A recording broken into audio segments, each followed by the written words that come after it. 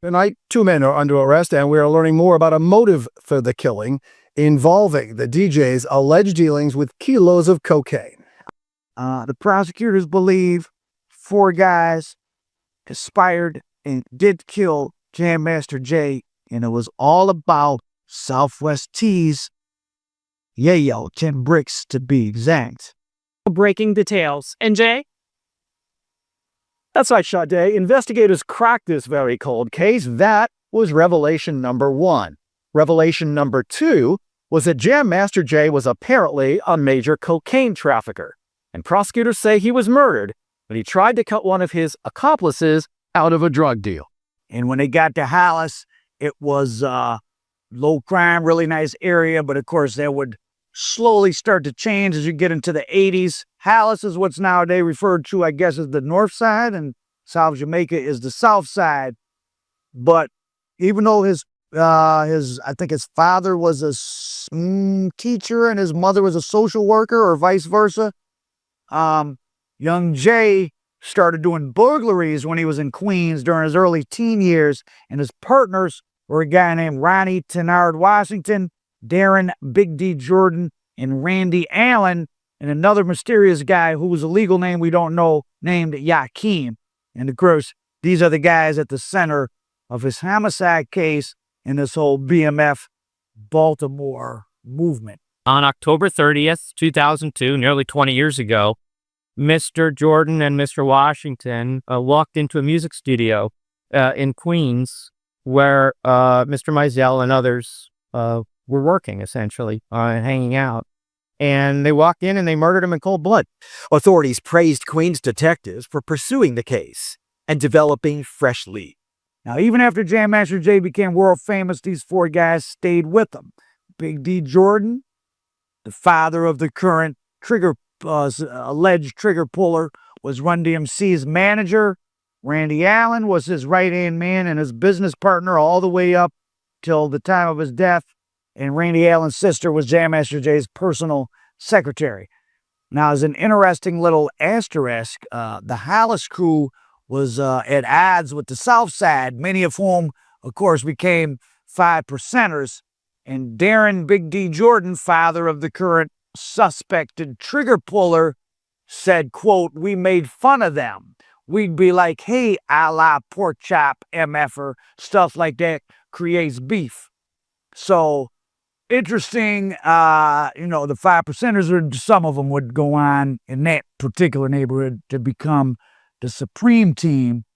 And then this other set of guys ended up now being charged with killing JMJ. So a long time in the streets.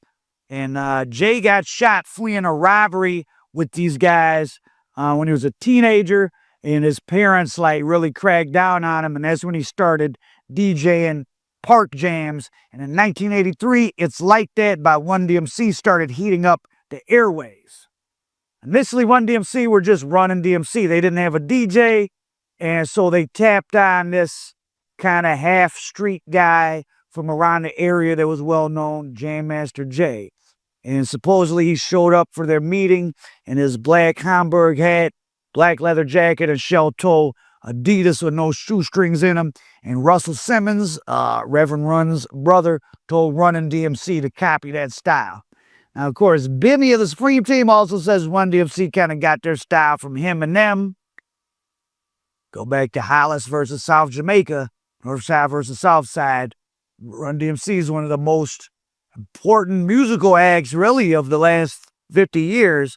So whoever they got their style from, it's a big date now is set for Jam Master Jay's homicide. The defendant's table is going to be occupied by 2 people with 2 unindicted or maybe more unindicted co-conspirators. One is Tinard Washington, a.k.a. Tink, and that's one of the people Jam Master Jay grew up with, was doing burglars with young. He was with Tink when he got shot as a teenager. And the other guy, the suspected trigger puller, who was about 40 now, but who was 18 when it happened, was Big D's son, Little Darren, who was the suspect. And he was only 18 at the time of the homicide. Success in the street. and he fills his Instagram page with photos of himself standing in front of Jam Master Jay's RIP murals in Queens.